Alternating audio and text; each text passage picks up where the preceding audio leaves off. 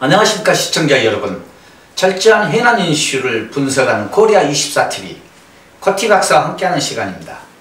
어제 여의도 국회에서는 놀랄만한 깜짝 경악스러운 사건이 발생했습니다. 국회의원, 그것도 정의당 원내대표 윤소아 의원실에 협박을 하는 테러를 영상시키는 죽은 새를 집어넣고 또 칼을 집어넣은 이 소포가 배달되어 우리 시민들을 경악시켰습니다.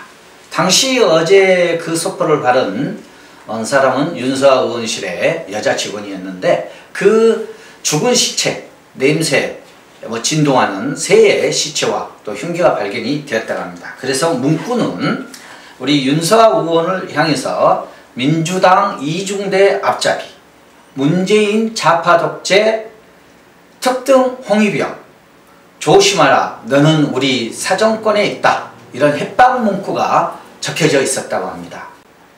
윤소아 의원은 1961년 해남생으로요, 지금 국회의원이 된 이후에 활동도 지금 활발히 하고 있습니다. 그래서 본다면 2018년 희망한국 국민대상, 그리고 2018년 쿠키뉴스 국정감사 우수의원, 또 유권자 시민행동 대한민국 유권자 대상도 받았어요. 그리고 2017년에는 경실련 국정감사 우수의원상도 받고, 또 한국언론기자협회 대한민국 모범국회의원 대상, 대한민국 의전대상을 수상을 하기도 했습니다. 일단은 우리 국회의원으로서 윤소아 의원이 어떤 의정 활동을 하였는가, 여기까지 좀 국회 방송에서 좀 한번 살펴보도록 하죠. 그대로의 국회를 만들 정치 개혁의 주춧돌입니다. 그런데 이틀 전 참으로 기가 막힌 이야기를 들었습니다. 민심 그대로의 국회를 만들자고 했더니 소위 제1야당의 원내대표께서 선거제도가 개혁되면 정의당이 원내 교섭단체가 된다며 선거제도 개혁을 반대한다고 얘기했습니다. 혹시 계신가 모르는데 나경원 원내대표님께 묻겠습니다. 정말 이 사실이, 이 말이 사실입니까? 공정한 선거제도가 만들어지면 정의당이 교섭단체가 돼서 반대한다고 하신 것이 정말 사실이냐 이 말이에요. 나경원 원내대표께서 답하세요. 정의당과 정개특위 심상정 위원장을 공격하는 데 혈안이 되어 있는 이유가 바로 이것이었습니까? 거대 정당에게 부당한 초과 의석을 보장했던 선거법을 개정해 민심 그대로를 반영하는 선거제도를 만들자는 것이 도대체 왜 문제가 되는지 저는 도저히 모르겠습니다. 자유한국당에게 분명히 묻습니다. 답하고 나가세요. 지난해 7월 정개특위를 구성하고도 명단조차 제출하지 않아서 특위가 3개월이나 지연됐습니다. 어느 당 때문입니까? 여러분 아시다시피 저희 국회 과거 우리가 해방 이후 때부터 폭력, 감목, 사태, 강제적인 군사 쿠데타로 의한 해산 여러 가지 협박과 또 서로 간의 갈등, 감목싸움, 최근에도 국회에서 마루가 동원되는 여러 가지 폭력들이 오가고 있지만, 이렇게 소포로 협박을 하는 사례들은 과거 하태경 의원 시절에 한번 있었었고, 또 국방장관을 상대로 또 협박을 하는 소포와 하얀 불말가루를 넣는 그런 사례가 있었던 걸로 기억을 합니다. 이번에 지금 우리 윤소아 의원은 지금 국회 정의당 원내대표를 맡고 있는데요. 바로 이번 주 금요일, 그러니까 어제 이 사건이 발생했고, 오늘 내일 본인의 지역구라고 할 수 있는 목포에서 또 출판기념회가 열리는 날입니다. 그래서 이러한 날을 앞두고 지금 벌어진 이 테러 사건에서 상당히 사람들을 곤욕스럽게 하고 있는데요. 윤소아 의원은 지금 내일 윤소아의 새벽편지라는 이 책을 출판 기념회를 목포에서 에메랄드 에딩홀에서 금요일날 오후 7시에 진행이 됩니다. 윤소아 의원의 출판 기념회 초대장에는 이렇게 되어 있습니다. 제가 사는 원룸에서는 강 건너 국회가 보입니다. 새벽에 일어나 하루를 맞이하면 많은 생각이 떠오르고 가끔 그 심경을 남기기도 했습니다. 목포를 오갈 때나 목포에 도착해서 바다와 섬들을 바라보며 새로운 하루를 다짐하는 글을 쓰기도 했습니다. 삶의 현장 곳곳에서 만나는 수많은 사람들에게 배우고 느낀 것을 함께 모아 책으로 엮었습니다. 이런 내용으로 지금 그동안에 썼던 글들을 모아서 지금 책을 내일 출판 기념회를 갔는데요.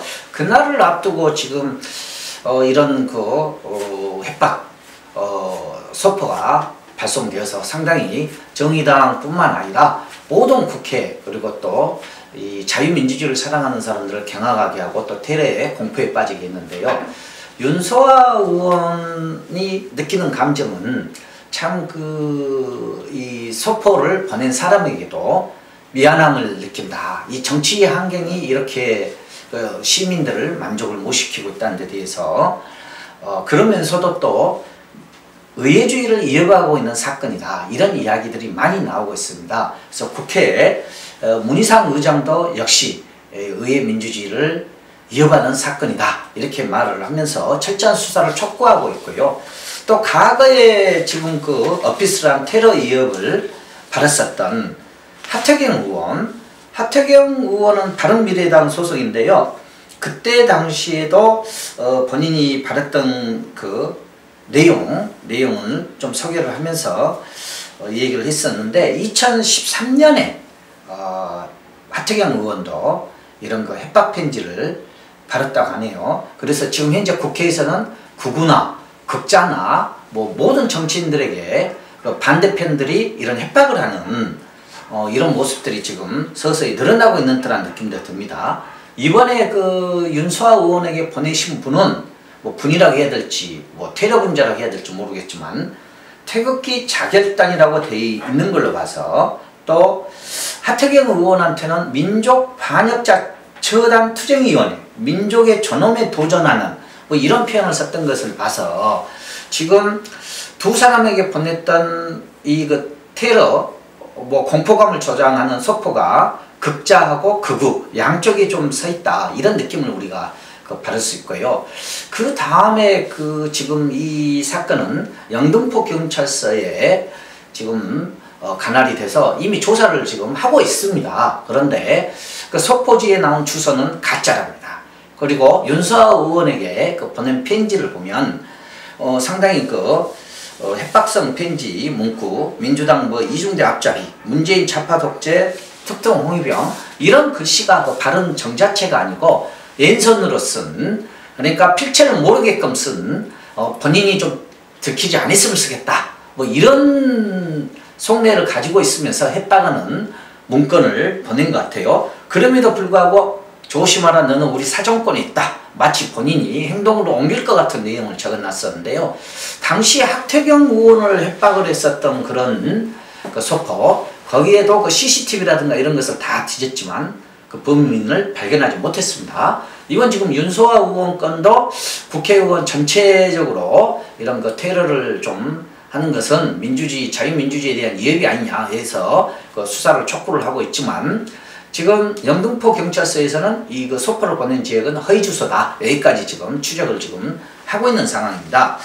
그래서 지금 이 국회 윤소아 의원에게 보낸 소포의 문구를 본다면 민주당의 이중대, 문재인 대통령의 특등 홍위병 그렇다면 지금 보내신 분이 어떻게 보면 우파 쪽에 특히 극우 쪽에 있으신 분의 지금 소형으로 추정을 하고 있습니다. 근데 상황을 좀 판단을 못한 부분이 있어요. 그래서 민주당이 이중대다. 이건 지금 어제 발했는데 지금 국회에서 이 정의당이 지금 상황이 상당히 안 좋은 쪽으로 흘러가고 있습니다. 입장이 난처하게 됐죠. 지금 자유한국당이 등원을 하고 국회 정상화가 되면서 물밑 지금 협상으로 어떻게 된 것이 지금 밝혀졌냐면 정치개특위위원장 자리를 정의당에게 양보를 않고 의석수가 많은 1당하고 2당이 국회에서 지금 정개특위 뭐 이쪽을 갖다가 자기들끼리 좀 차지하자 뭐 이런 지금 그 안으로 지금 물밑 합의를 한 것이 지금 밝혀졌죠. 그래서 사법개혁특위위원회하고 정치개혁특위위원을 제1당하고 2당이 에서 맞는 걸로. 그래서 지금 심상정 국회의원을 지금 뭐 서로 미리 사전에 조정을 하거나 통보하지도 않고 해촉을 하고 곧바로 자기들이 맡겠다는 거 아닙니까? 그래서 지금 상당히 그 정의당 입장에서는 왜 그 사전 협의도 않고 우리를 해고조치 않느냐 그러면서 상당히 지금 반발을 하고 있는데, 원래 노회찬 대표가 정의당의 원내대표를 맡았던 시절 때부터 정치개혁특위위원회는 그 위원장은 정의당에서 맡은다고 여야가 합의한 내용입니다. 근데 이번에 지금 자유한국당을 정상화하면서 국회에 등원을 시키면서 민주당이 지금 물밑에서 또 이런 합의를 해가지고 기존의 그 합의안들을 갈래를 다 뒤집은 것이죠. 정의당 입장에서는 상당히 곤혹스러운 입장이고, 심상정 대표도 뭐 이런 표현을 했었죠. 그 비정규직 노동자들한테 미리 알리고 해고를 하냐? 뭐 우리는 해고당했다. 정의당 윤소아 의원 입장에서는 상당히 좀 곤혹스러운 입장, 그리고 서러움을 느낄 만한 뭐 소수당으로서 민주당과 자유한국당의 그런 그 물밑 조정에서 완전히 소외되고 지금 현재 처절하게 그 소수당의 그 서러움을 맛보고 있는 시기에 또 이런 협박, 소포까지 배달이 되었다는 것이죠. 보내신 분도 아마 지금 이런 상황인지 모르는 그 전의 상황에서 자유한국당이 의회 등원을 못하고 민주당하고 상당히 격렬한 투쟁을 하고 있을 시기에 지금 보낸 것 같습니다. 자, 그렇다면 우리 지금 윤소아 의원이 누군가에 대해서 좀 잠깐 설명을 드릴까 합니다. 윤소아 의원은 정의당 출신인데 목포에서 활동을 하는 지역구가 목포였었죠. 출마를 2번을 해서 이미 국회의원에서 떨어졌다가 지난 선거 때 정의당이 전국적으로 득표를 7% 이상을 하면서 국회 비례대표로 원내에 진출을 한 케이스입니다. 그 전에 지금 윤소아 의원은 이쪽 서남권에 있는 목포, 자기의 고향은 해남입니다. 그런데 아버지가 교편 생활을 하면서 초등학교를 상당히 옮겨 다녔었죠. 그리고 목포 중학교, 목포 고등학교, 그리고 목포 대학교를 나왔기 때문에 정통 토박이 목포라고 할 수 있는, 그리고 서남권에 조선소가 많지 않습니까? 영암이라든가 이런 지역에. 그래서 조선 노동자로서 또 일한 이런 그 노동자의 경험을 갖고 있습니다. 자, 그래서 그때 당시 몇 년 전에 지금 나왔던 고향집 백일홍 나무라는 윤소아의 세상 이야기라는 책에서는 본인은 이렇게 지금 이야기를 하고 있어요. 80년대에 목청내 나는 청년 운동을 하면서 세상에 대한 아픔을 알게 되었는데, 목포 직업훈련은 야간 과정에서 6개월에 정기 용접 기능사 자격을 따서 너무나 기뻤었다.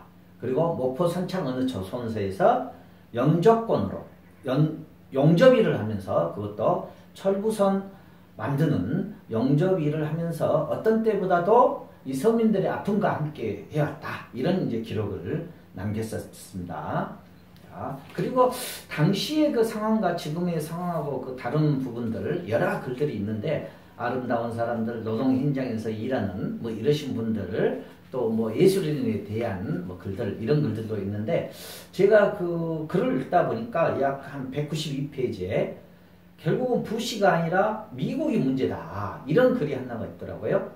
그래서 오늘날 현실을 보면 전 세계 인류를 갖다가 이 제국주의가 미국하고 이를 추종하는 세력들이 몇몇 나라들과 합쳐져 가지고 원만한 그런 지배구조 모습을 전 세계적으로 보이고 있고, 뭐 자기들의 이득을 위해서 움직인다, 이런 글들이 있는데, 이게 그 최근에 그 우리 대한민국에 오셔가지고 판문점에서 쇼를 하신 트럼프를 보더라도 그런 느낌이 좀 있다, 이런 그 생각이 드네요. 그래서 역사라는 것은 끊임없이 돌고 순회한다, 이런 생각이 드는데, 내일 지금 그 출판 기념회를 하는 윤소아의 새벽편지, 또 이 글도 제가 읽어봤습니다. 벌써 지금 오늘 지금 도착해가지고 제가 쭉 봤는데, 이런 글이 있어요. 노회찬 대표를 대신해서 원내대표가 되면서 그런 그 죄책감, 책임감, 이런 것들을 갖고 있으면서 힘들게 그 삶의 현장을 국회로 옮기면서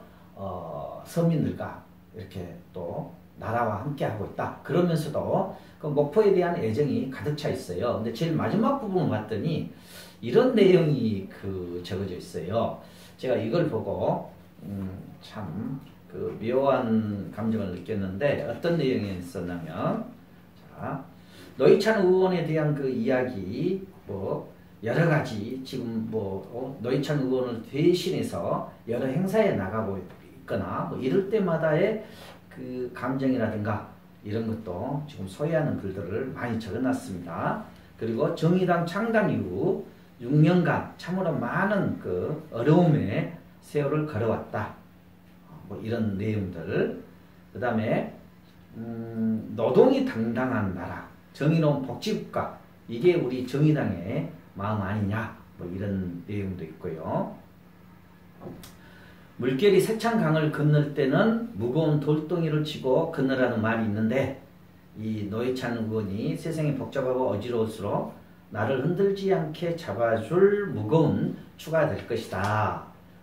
이런 내용도 있습니다. 그리고 또 두 번의 그 국회의원 선거에 떨어진 이유, 그 아픔을 느꼈던 본인의 그 삶에 있어서 19대 국회의원 선거 2012년이죠.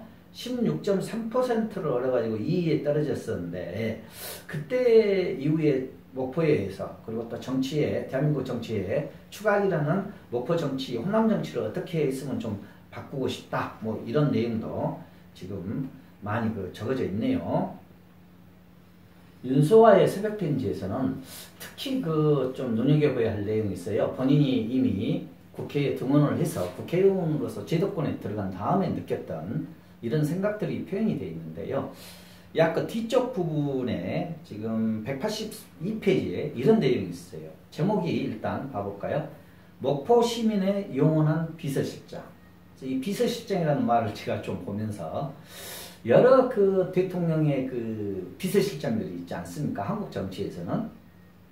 여러분들이 잘 아시다시피 김대중 대통령의 영원한 비서실장이시라는 박지원 국회의원, 그 다음에 또 노무현 대통령의 비서실장이었다는 우리 문재인 대통령. 근데 지금 윤소아 의원은 지금 이런 표현을 했어요. 목포 시민의 영원한 비서실장으로 남고 싶다. 그래서 거기에서 나는 정말 목포를 사랑한다. 나는 목포 시민의 영원한 비서실장을 자임하고 싶다. 나아가 호남 정치의 대표 주자가 되고 싶다. 구 질서에서는 정치적으로 소외되는 시민들이 있다. 진보 정당은 다양한 시민들의 의견을 정치 안에 반영하기에 존재한다. 거기에 내 역할과 책임이 있다고 생각한다. 한국 정치는 근현대사를 걸어오면서 많은 훌륭한 정치인들과 함께 또 우리 민족이 성장해왔던 것이 사실이지 않습니까? 그런데 일단 본다면 수많은 사람들이 나는 누구의 비서실장, 나는 누구 시민의 봉사자, 뭐 이렇게 외치고 있는데, 훌륭한 지도자와 정치적인 인생을 같이 하고 있는 여러 사람들이 자신들의 꿈이 이루어지기를 물론 저도 기원을 하고 있습니다. 근데 여기에서 김대중 대통령의 영원한 비서실장, 이건 하나의 그 정치 철학이죠. 우리 근현대사에 있어서의 평화를 상징하고 또 세계사적으로 우리 김대중 대통령의 정치 철학을 이으면서 그거를 하나의 가치체계로 만들겠다는 그런 생각도 있을 수가 있습니다. 그 다음에 또 우리 문재인 대통령, 또 노무현 대통령의 그런 꿈들을 이어가는 우리 스스로 바보라고 자임을 했던 그 노무현 대통령의 삶을, 그 서민적인 삶, 이런 것들을 또 지향하고 있는 가치체계도 있을 수가 있습니다. 그리고 소수, 우리 정의당 대표로서 현실 정치에서 고민을 하면서 나는 영원한 비서실장, 특히 목포 시민의 비서실장이 되겠다는 말도 저희들에게 뭔가 어떤 의미 있는 상징성을 주고 있습니다. 그래서 이런 분들이 여러 정치 현실 속에서 자기 꿈을 이루어가기를 저희들은 기원을 합니다. 그런데 지금 현재의 한반도가 북한의 지도자나 남한의 지도자나 미국의 트럼프가 그냥 우리 판문점에서 다 불려들어가지고 자기 쇼를 하는 뭐 이런 정말 어처구니 없는 상황이 있지 않습니까?